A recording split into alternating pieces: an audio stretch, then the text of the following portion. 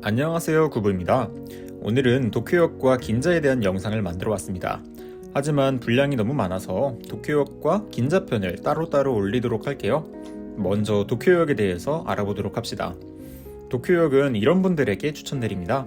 건축에 흥미가 많으신 분들, 쇼핑을 좋아하시는 분들, 야경을 좋아하시는 분들, 라면을 좋아하시는 분들 정도가 떠오릅니다. 그러면 하나씩 설명드리도록 할게요. 순서는 거리 순으로 도쿄역 공략, 에키벤 설명, 고쿄, 왕궁런, 마루노우치, 구부의 TMI, 잡담입니다. 도쿄역 도보 관광 코스는 숫자 9 모양입니다. 도쿄역에서 시작해서 마루노우치와 고쿄를 동그랗게 한 바퀴 돌아서 니온바시와 긴자를 보는 코스, 혹은 거꾸로 아침 일찍 츠키지에서 시작을 해서 긴자를 보고 니온바시를 돌고 고쿄와 마루노우치, 도쿄역을 보는 코스가 되겠습니다. 구의 끄트머리에는 신바시역이 위치해 있습니다. 여기서 유리카모메선을 타고 오다이버로도 가실 수 있습니다. 먼저 도쿄역 관광을 결정하셨다면 도쿄역에 어떻게 가면 좋을지를 알아야겠죠?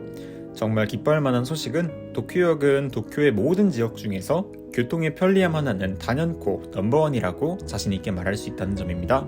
도쿄를 달리는 전철 노선 중 상당수가 도쿄역에 연결되어 있기 때문이에요. 따라서 여행자 여러분들이 갈 만한 어지간한 동네는 전부 도쿄역과 통하고 있다고 해도 과언이 아닙니다. 도쿄역 하나에 모든 노선이 다 몰려있는 건 아니고요. 도보 5분 10분 거리의 오오테마치역과 긴자역 같은 곳들과 다 합쳐서입니다. 어디를 갈 수 있을까요? 신주쿠, 시부야, 아키하바라, 우에노, 이케부쿠로 같은 대도심은 물론 롯본기나 아사쿠사, 키치조지 같은 곳도 환승 없이 한 번에 이동할 수 있습니다. 오다이바와는 한 번에 이어져 있지 않지만 제가 알려드리는 코스라면 충분히 도쿄역과 묶어서도 구경하실 수 있을 겁니다. 전철은 물론이고 신칸센 또한 넘버원입니다. 오사카나 나고야 같이 도쿄를 보시고 더 멀리 이동하시는 여행자 여러분들도 도쿄역에서 신칸센을 타고 일본 전국으로 이동하실 수 있습니다. 나리타 익스프레스도 도쿄역까지 이어져 있습니다. 나리타 공항에서 출발하는 버스도 도쿄역에서 내려주고요. 어때요? 정말 편리하지 않나요? 거의 모든 코스와도 묶을 수 있고 이 근처에서 숙박하신다면 여행의 교통편은 더 이상 걱정할 문제가 아닙니다. 하지만 이렇게 편리한 만큼 커다란 단점도 하나 존재합니다. 바로 여기 너무너무 복잡하다는 거예요. 그러나 여행자 여러분, 너무 걱정하지 마세요. 길찾기 오타쿠 구부가 여러분들에게 최대한 쉽게 설명드리도록 하겠습니다. 두 가지 원칙만 기억하신다면 도쿄역에서 길을 헤매느라 낭비하는 시간을 크게 줄일 수 있습니다. 하나, 내가 나가야 하는 곳이 마루노우치 출구인지 야에스 출구인지 확인한다. 둘, 지하에서는 당장 빠져나온다. 길은 무조건 지상에서 찾도록 한다. 어때요? 별거 없죠? 도쿄역은 서쪽과 동쪽 반으로 갈라져 있습니다. 서쪽이 마루노우치, 동쪽이 야에스 출구입니다. 마루노우치와 고쿄를 보실 분들은 마루노우치 출구로, 긴자와 츠키지, 도쿄역 캐릭터 스트리트와 라멘 스트리트로 이동하실 분들은 야에스로 나가시면 됩니다. 각각의 출구는 북쪽, 중앙, 남쪽으로 나뉘어 있습니다. 물론 짜잘한 출구들도 많이 있지만 초행이시라면 무시하는 게 정신건강에 이롭습니다. 아무튼 세 가지 출구로 나뉘어져 있지만 마루노우치 쪽인지 야에스 쪽인지만 알면 아무 쪽으로 나가셔도 됩니다. 제가 지상으로 나오라고 말씀드린 이유도 이 구조도를 보시면 딱 감이 오실 거예요. JR에서 제공하는 도쿄역의 입체도입니다. 미궁이 따로 없죠? 개미굴에서 길을 찾을 수 있는 건 개미밖에 없습니다. 빠르게 마루노우치인지 야에스인지만 확인하고 지상으로 나오도록 합시다. 이렇게 바깥으로 나오시면 그 다음부터는 그렇게 어렵지 않으니 안심하고 여행의 시작을 즐기시면 되겠습니다. 조금 더 자세하게 알고 싶은 분들은 조금만 더 들어주세요. 귀찮은 분들은 타임라인에서 다음 단계로 넘어가시면 됩니다. 여기서부터는 도쿄역 구조에 대해 간단히 설명하고 넘어가도록 하겠습니다. 도쿄역 지하를 가야 하는 이유는 도쿄역 1번가 때문입니다. 도쿄역 1번가에 그 유명한 도쿄역 캐릭터 스트리트와 라멘 스트리트가 있기 때문이에요.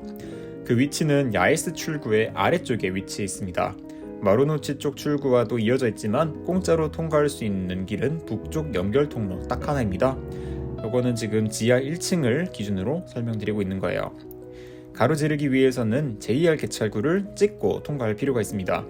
전철 탑승을 안 하실 분들은 입장료로 140엔을 내야 합니다. 이 사이를 차지하고 있는 게 그랑스타 도쿄라는 도쿄역의 식당가입니다. 하지만 지름길로 쓰겠다고 찍고 들어갈 만한 가치는 없어요. 괜히 지하에서 헤매지 마시고 지상에서 야에스 출구로 나가신 다음에 지하로 내려가시면 한 방에 찾으실 수 있습니다. 마루노치 쪽 지하에는 별로 볼 게 없습니다. 빠르게 나오시길 바랍니다. 지상으로 이동하시려면 지하와 비슷하게 역의 끝과 끝부분에 이어진 길이 있습니다. 가로지르면 빠르긴 하지만 똑같이 140엔을 내야 합니다. 아무튼 어찌어찌 도쿄 1번가에 도착하신 여러분, 도쿄 캐릭터 스트리트와 라멘 스트리트는 끝과 끝에 위치하고 있습니다. 이렇게 생각하면 그렇게 어렵지 않아요. 하지만 여러분들을 헷갈리게 만드는 게 바로 이 그랑도쿄로 이어진 연결 통로인데요. 여러분들을 지하미궁에서 헤매게 할 함정이니까 저 표지판이 보이면 바로 유턴하도록 합시다. 철창 없는 울타리입니다. 요약 하나, 캐릭터 스트리트와 라멘 스트리트는 야에스 출구 지하 1층의 끝과 끝에 있다. 둘, 그랑도쿄 연결 통로는 거들떠보지도 말자. 이 정도만 기억하시면 도쿄역 지하에서 헤맬 확률은 크게 줄였다고 할 수 있겠습니다.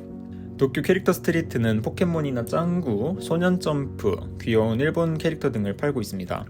내가 애니메이션 오타쿠라 피규어 같은 걸 막 사고 싶으시다면 도쿄역이 아닌 아키하바라, 이케부쿠로, 나카노에 가시길 바랍니다.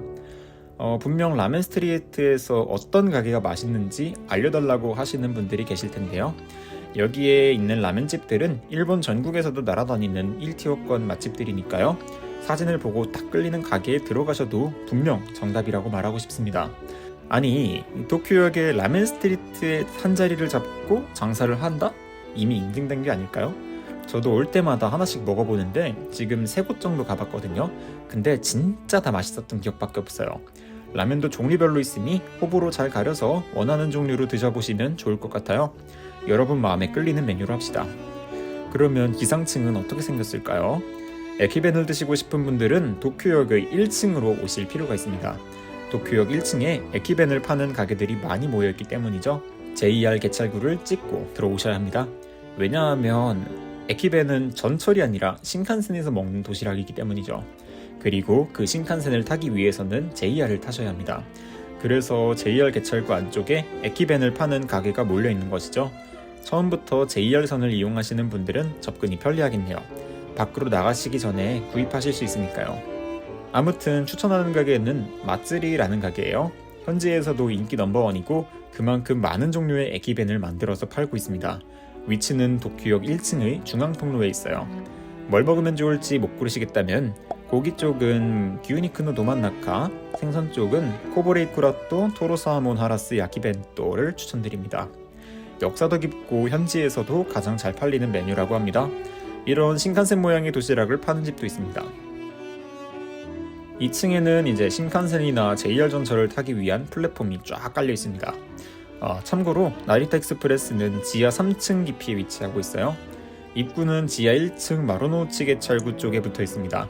야이스 쪽 개찰구에는 없습니다. 나리타에서 오시는 분들도 참고하시면 좋고, 타고 가셔야 할 분들은 일단 JR을 찍고 들어가셔서 지하 1층에 내려가서 찾아보도록 합시다.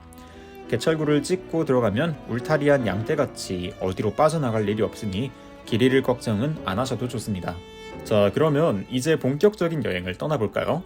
도쿄역에서 나오시면 눈앞에 마루노우치의 빌딩들이 하늘을 찌르고 있습니다.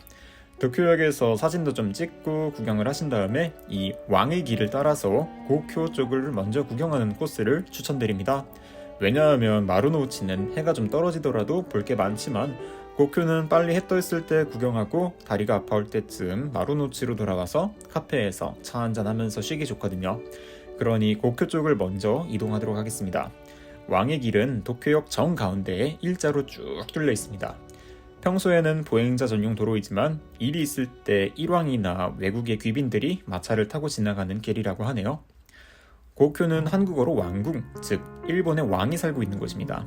그럼 막 성도 있고 그런 걸까요? 아쉽지만 그 에도성은 옛날에 불에 타서 무너져 버렸습니다. 지금은 따로 좋은 건물을 지어서 생활하고 있는 것 같습니다. 궁전이라 부르는 건물도 따로 있고요. 하지만 이곳은 아무나 들어갈 수가 없어요. 새해 첫날과 일왕의 생일 때만 일반인들에게도 공개를 하고 평소에는 신청자만 받아 따로 가이드를 하고 있습니다. 인터넷에서 사전 신청을 하시거나 현장에서 정해진 시간에 접수를 하시는 것도 가능합니다. 인터넷 사전 신청을 위한 링크는 고정 댓글로 따로 남겨두었습니다. 컴퓨터로 들어가셔서 웹페이지 번역을 이용하시면 큰 어려움 없이 예약을 하실 수 있습니다. 현장에서 접수하시는 경우에는 하루에 2번의 기회가 있어요. 표로 따로 정리해드렸으니까 확인하실 분들은 멈춰서 확인해주세요. 그럼 현장 접수는 어디서 하는 걸까요? 도쿄역에서 왕의 길을 따라서 쭉 오신다면 이렇게 탁 트인 공간이 펼쳐집니다. 여기서 쭉 앞으로 가시면 저기 경비원분들이 문을 지키고 있죠? 저기서 접수를 하시면 됩니다.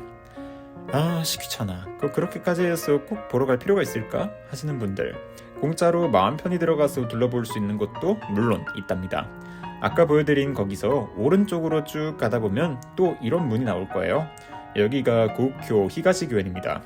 옛날에 에도 막부 시절 에도성이 있던 유적지예요. 아까 말했지만 에도성 자체는 옛날에 불에 타서 없어져 버렸습니다. 지금은 그 성이 남아있던 흔적만 남아있죠. 돌벽을 따라 걸어가시면 에도성으로 통하던 문들과 정원, 그 시절 경비원이었던 사무라이들의 경비실, 에도성의 받침대를 보실 수 있습니다. 볼거리는 이게 다긴 하지만 실제로 가보신다면 그 규모가 거대해서 참 신기하게 느껴지실 거예요. 에도성은 오사카성보다 더 커다란 순백의 성이었다고 합니다. 그러니까 건재했다면 오사카성 같이 멀리서도 뿅 튀어나와 잘 보였을 거란 말이죠. 하지만 이젠 없습니다. 어째서 불타버렸을까요? 전쟁의 공습 때문일까요? 관동 대지진 때문일까요? 둘 다 아닙니다. 일본이 개국을 하기 전 에도 시대 때 불에 타서 없어져 버렸어요. 명력의 대화재라는 재난이 있었습니다. 에도의 마을의 대부분이 싹 다 불타버리는 참사가 일어났거든요. 이 화재로 약 10만 명의 사람들이 죽었다고 기록돼 있습니다. 에도성도 그때의 화마에 집어삼켜져 사라져버렸다고 하네요. 화재의 원인은 정확히 밝혀진 게 없습니다.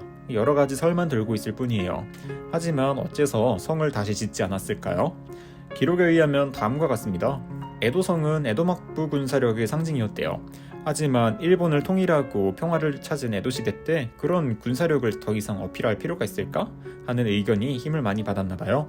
성을 짓는 일도 돈이 꽤 많이 들어가니까요. 그래서 그냥 그 돈으로 민생을 살리자라는 방향으로 결정이 됐다고 하네요. 조금 전에 말했듯 에도성뿐만 아니라 에도의 마을이 싹 다 불에 타버렸으니까요. 그 취지가 정말인지 아닌지는 역사를 기록하는 사람의 마음이니까요. 그냥 그렇구나 하고 재미로 알고 있으면 될 것 같습니다. 이렇게 둘러보면 참 돌도 잘 깎았구나 하는 생각이 듭니다. 에도성을 지을 때 도쿠가와 이에야스가 일본 전국에서 토목공사의 스페셜리스트를 다 데리고 왔다고 해요. 당시 에도 시대 최고 기술력이 여기 다 들어있다고 보셔도 좋을 것 같습니다. 한 바퀴 둘러보시고 마루노우치로 돌아갑시다. 지나가는 길인데 여기는 왜 이렇게 러닝을 하는 사람들이 많을까요? 이것도 고쿄 하면 떠오르는 문화 중 하나인데요. 바로 왕궁런입니다. 고쿄 한 바퀴를 반시계 방향으로 뛰는 사람들을 말해요. 따로 홈페이지까지 만들어졌을 정도로 인기가 많나 봅니다. 시작 지점은 어디서든 상관없고 한 바퀴를 다 돌면은 5km가 나온다고 하네요. 이 왕궁런은 생각보다 역사가 깊습니다. 1964년 도쿄올림픽 때 일본의 마라톤 선수가 메달을 따면서 일본인들에게 마라톤에 대한 관심도를 높여주었죠. 그러고 나니까 긴자의 호스티스들이 왕궁 주변에서 러닝을 하기 시작했다고 합니다. 긴자와 거리도 가깝고 러닝 뛰기 딱 좋은 환경이니까요. 그렇게 한두 명이 뛰는 게 아니라 꽤 많은 호스티스들이 뛰다 보니까 유명해져서 기사로도 나오고 기사로도 나오니까 일반인들의 참가율도 높아졌다고 해요. 그러다가 실제로 마라톤도 열리게 되고 지금까지도 그 인기가 쭉 이어지고 있다고 합니다. 유래는 이렇고요. 요즘에는 현지에서 의식 높은 사람들이라고 약간 놀려먹는 사람들도 있나 봅니다. 박한 아저씨가 재밌게 다뤄주셨으니 궁금하신 분들은 한번 봐보셔도 좋을 것 같습니다. 마루노우치로 돌아오신다면 미쓰비시 1호관 미술관이라던가 옛날 우체국을 개조해서 상업시설로 쓰고 있는 키떼, 그리고 도쿄 국제포럼 같은 볼거리가 있습니다. 뿐만 아니라 세련된 상점들이 쭉 들어서 있죠. 쇼핑하기 정말 좋은 곳이에요. 자, 먼저 미쓰비시 1호관 미술관입니다. 여기 이 뉴욕풍 마철로에서 이런 빨간 벽돌 건물 하나만 떡하니 서 있으니 눈에 잘 띄기도 하고 참 신기하기도 하죠.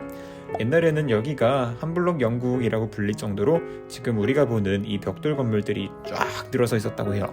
지금은 뉴욕 스타일이지만 마루노우치의 시작은 이런 영국풍 분위기였답니다. 이 건물도 쓸모가 없어서 한번 해체했다가 똑같은 위치에 다시 만든 건물이에요.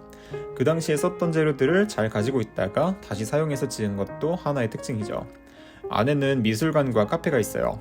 카페는 대충 이런 분위기입니다. 확실히 유럽에 온 느낌이 드네요. 미술관의 입구는 건물의 뒤쪽에 있습니다. 이 건물의 뒤쪽으로 가면 작고 아름다운 공원이 하나 만들어져 있어요. 잠시 앉아서 분위기를 즐겨보시는 건 어떨까요?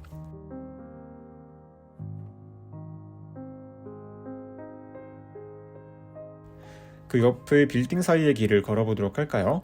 여기에는 분위기 좋은 카페와 상점들이 많이 들어서 있습니다.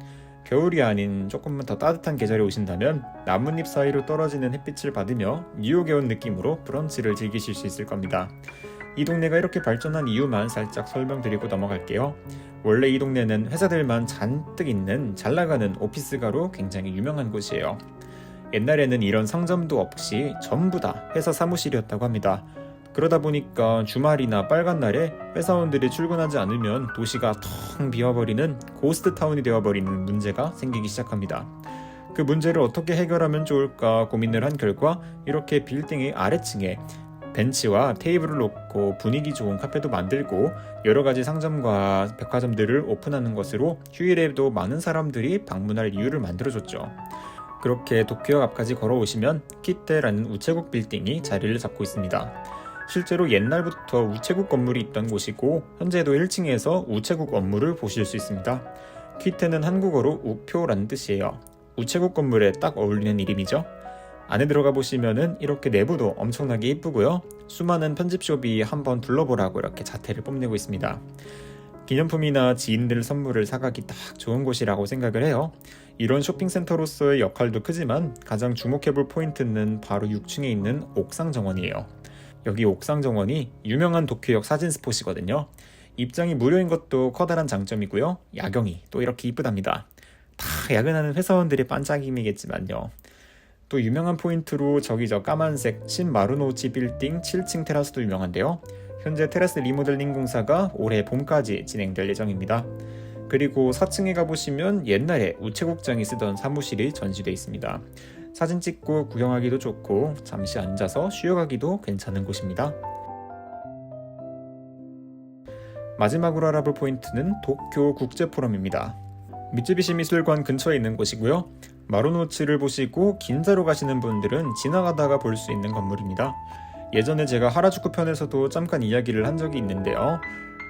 바로 유리로 지은 거대 건축물로 굉장히 유명하기 때문이에요. 지진이 많은 일본에서 정말 대단한 일이라고 생각합니다. 현재 신주쿠에 있는 도쿄도청이 지어지기 전에는 이곳이 도쿄도청의 역할을 하고 있었어요. 지금은 콘서트나 라이브, 학회나 강연회 등 무대나 홀을 빌려주는 역할로 쓰이고 있습니다. 내부가 진짜 이뻐요. 커다란 유리고래의 몸속에 들어온 느낌이랄까요? 유선형으로 지어지기도 했고 저 철골 구조물이 마치 고래의 뼈같이 느껴지더라고요. 압도적인 공간감에 신비로운 느낌이 드는 곳입니다. 이렇게 해서 마루노치의 유명한 관광 포인트는 한 바퀴 쭉 둘러보았습니다.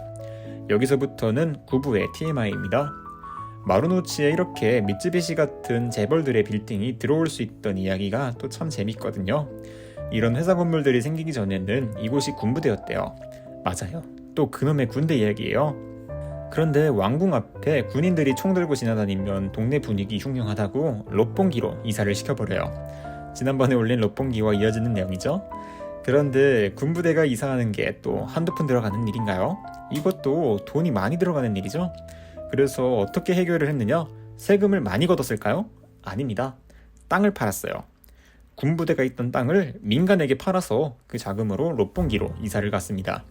그렇게 민간이 땅을 사들여서 지은 건물이 아까 보신 미쯔비시 1호관 같은 영국식 붉은 벽돌 마을입니다. 일본 최초의 오피스가의 탄생입니다. 벽돌을 쌓는 방식을 보시면은 이게 나라마다 스타일이 달라요. 영국은 이렇게, 독일은 이렇게, 프랑스는 이렇게. 그런데 복원된 건물을 보면 딱 영국식으로 쌓았다는 걸 알 수 있죠. 그러다가 나중에 관동 대지진도 터지고 전쟁도 나고 그러니까 건물도 많이 무너지고 효율을 높이기 위해서 지금의 뉴욕 스타일의 마천루가 지어지게 됐습니다. 그렇게 해서 도쿄역과 마루노치를 한층 더 재밌게 즐기기 위해서는 건물의 높이를 잘 살펴보시는 게 좋아요. 어떤 점이 재미있는지 제가 알려드릴게요. 일단 이 이야기를 완벽히 이해하기 위해서는 건물의 용적률에 관한 내용을 이해할 필요가 있습니다. 간단하게 설명하자면 법으로 정한 건물의 높이를 얼마나 높게 지을 수 있는지에 관한 규제입니다. 그러니까 아무리 돈이 많고 기술이 좋아도 나라에서 어느 정도 상한선을 탁 그어버린 거죠. 실제로 건폐율 같은 것도 따지면은 이렇게 딱 떨어지진 않겠지만 이해를 쉽게 하기 위해서 이렇게 설명드리겠습니다. 아무튼 건물은 이 선의 높이보다 높게 지을 수 없어요. 그러면은 건설사는 이 높이를 꽉꽉 채워서 건물을 지어야 최대의 이익을 얻을 수 있겠죠? 하지만 이 동네에서 유난히 높이가 낮은 건물이 하나 있습니다. 뭔지 딱 느낌 오셨나요? 바로 도쿄역입니다. 도쿄역은 높아봐야 3층, 4층의 높이입니다. 그러면 아직 이만큼의 높이를 지을 수 있는 권리가 있음에도 불구하고 짓지 않는 거잖아요. 그래서 이 용적률을 주변 빌딩들에게 돈을 주고 팔아버립니다. 주변을 둘러보시면은 이상하게 조금씩 높게 지은 빌딩들이 있을 거예요. 한 빌딩에 몰아주지 않고 여기저기 팔아서 그래요. 참 징하게 돈에 미친 사람들 같죠?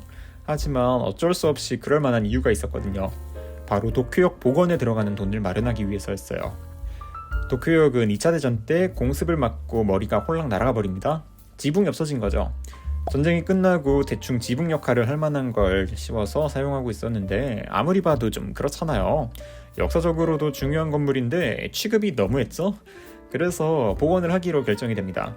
하지만 복원을 해야 하는데 이 건물의 소유는 어떤 회사가 가지고 있었어요. 일본 정부가 아닙니다. 바로 JR이라는 회사죠. 아무튼 이 JR이 도쿄역 복원에 쓸 돈이 뚝딱 나오지는 않았어요. 당연히 큰 돈이 들어갔겠죠. 그래서 어떻게 했느냐? 어차피 복원을 하면은 3층, 4층 높이인데 남은 용적률은 아까우니까 이걸 주변 빌딩들에게 팔아서 돈을 벌자 라는 해답이 나옵니다. 아니 근데 나라에서는 이걸 그냥 보고만 있었겠습니까? 법으로 정한 용적률이라는 그 규칙이 있는데 말이죠. 그래서 일본 정부는 도쿄역에게 날개를 달아줍니다. 이 주변만 특별 용적률 지구를 적용해서 기준보다 높게 지을 수 있게 해줬어요. 그래서 몇몇 빌딩들이 저렇게 높게 지을 수 있었습니다. 참 재밌는 나라입니다. 이런 일이 있기 전에도 건물 높이를 가지고 말이 정말 많았어요. 바로 일본 최초의 고층 빌딩이 마루누치에 지어졌기 때문이죠. 바로 도쿄 해상 빌딩인데요. 도쿄역에서 왕궁으로 향하는 왕의 길 오른쪽에 이런 주황색 빌딩이 지어져 있습니다. 이 빌딩이 일본 고층 빌딩 건설의 문을 열어준 역사적인 건물입니다. 문제는 나 이거 지을게 하고 뚝딱 짓지 못했다는 거예요. 심지어 원래 설계보다 낮은 높이로 지을 수밖에 없었죠. 왜 그랬을까요? 바로 위치가 별로 좋지 않았어요. 이 앞에는 뭐가 있죠? 일왕이 사는 왕궁이 있죠? 어딜 감히 일개 국민이 왕이 사는 곳을 위에서 아래로 내려다볼 수 있느냐? 라는 그 당시의 사회적 인식 때문에 건축 허가가 쉽게 떨어지지 않았습니다. 논쟁이 심했지만 어찌된 영문인지 층수를 낮춰서 대충 100m 정도로 해서 건축 허가가 떨어졌습니다. 이후로 마루노치에 지어지는 빌딩들은 불문율로 100m 높이로 지어지기 시작했어요. 그 이유는 이마자토 히로키라는 사람의 나의 재계 교우로 경제계 반세기 뒷무대라는 책에서 설명하고 있습니다. 어딜 고층 빌딩에서 왕이 사는 곳을 내려다보냐 라는 의견으로 반대가 심했었는데 이미 올림픽 때 지어진 호텔 뉴 오타니도 건물 높이가 높아서 왕궁이 내려다보이지 않느냐 라는 반론을 주장했습니다.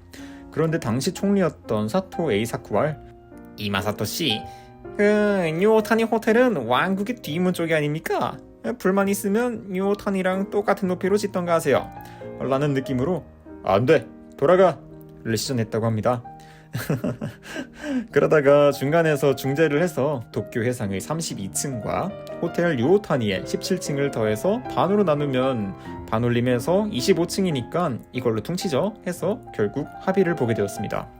실제로 지어진 층수는 25층이지만 유오타니의 72m 높이와 도쿄 해상의 설계도 때 높이 128m를 합쳐서 반으로 나누면 100m가 나옵니다.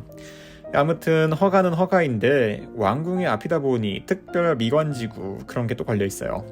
왕궁을 중심으로 화분 모양으로 용적률 제한이 걸려 있습니다.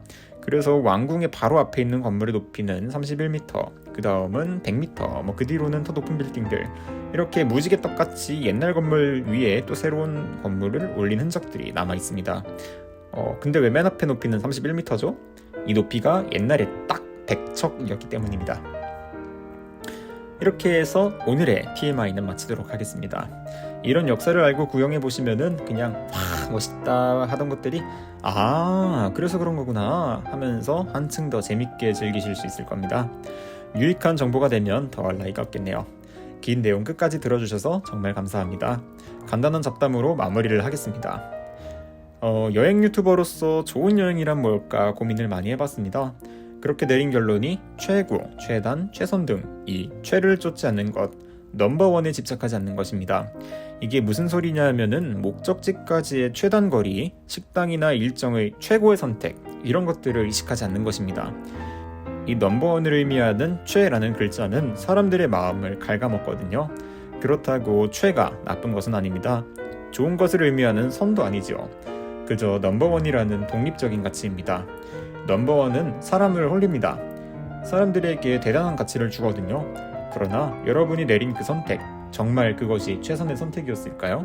수천 수만 가지의 경우의 수 중에 그것이 과연 최고의 선택이었을까요? 이런 생각이 들기 시작하면 자신의 선택에 의심과 불안이 들기 시작합니다. 이랬으면 더 좋았을 텐데 하는 후회를 할지도 모르죠. 여행의 가치를 내 안이 아니라 바깥에서 찾기 때문이에요. 그러니까 여러분, 그냥 하고 싶은 대로 하세요. 길을 걷다가 가고 싶은 길이 나오면 일정은 신경 쓰지 마시고 과감히 걸어보시고, 고독한 미식가의 고로상같이 하라가 했다 하고 주변에 내 마음을 탁 잡아끄는 그런 식당에 도전해보세요. 그렇게 고른 나의 여행은 내 마음이 내린 선택이기 때문에 그 가치가 오롯이 나에게서 탄생합니다. 이 가게가 가장 가성비가 좋고 최고로 맛있는 집이 아닐지라도 내가 먹고 싶어서 먹었고 내가 걷고 싶어서 걸은 길이니까 내가 만족하면 누가 뭐라고 하겠습니까?